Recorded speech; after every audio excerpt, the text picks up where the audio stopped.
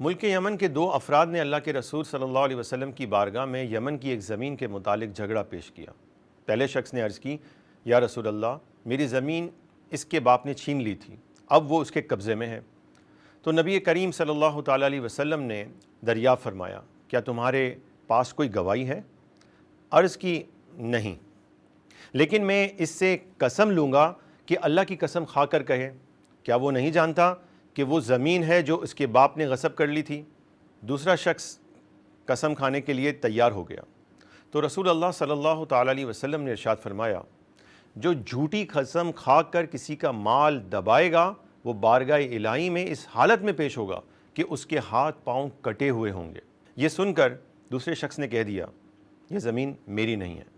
جب کوئی کسی سے سخت ناراض ہو جاتا ہے تو وہ آخری جملہ کیا کہتا ہے؟ وہ یہی کہتا ہے، میرا تم سے کوئی تعلق نہیں ہے۔ اسی طرح اس کام سے رسول اللہ صلی اللہ علیہ وسلم سخت ناراض ہوتے ہیں۔ آپ کا فیصلہ ہے، جو کوئی اس چیز کا دعویٰ کرے جو اس کی نہیں ہے، فَلَيْسَ مِنَّا، تو وہ ہم میں سے نہیں ہے، یعنی میرا اس سے کوئی تعلق نہیں ہے۔ ذرا سوچئے، ہمارے پیارے آقا صلی اللہ علیہ وسلم آخر کیوں اس قدر ناراض ہو رہے ہیں؟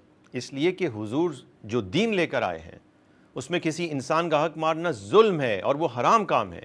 کسی کا مال ہڑپنا جھگڑے اور فساد کا باعث بنتا ہے، اور فساد کی وجہ سے مسلمانوں میں نفرتیں اور لڑائیاں ہوتی ہیں، باہمی اتحاد پارا پارا ہو جاتا ہے۔ اسی لیے ہمارے نبی صلی اللہ علیہ وسلم نے اس شخص سے رشتہ توڑ لیا جو مسلمانوں میں لڑائی کا سبب بنتا ہے، فساد کا سبب بنتا ہے، اور فرمایا فَلَيْسَ مِنَّا، وہ ہم میں سے نہیں، میرا اس سے کوئی تعلق نہیں۔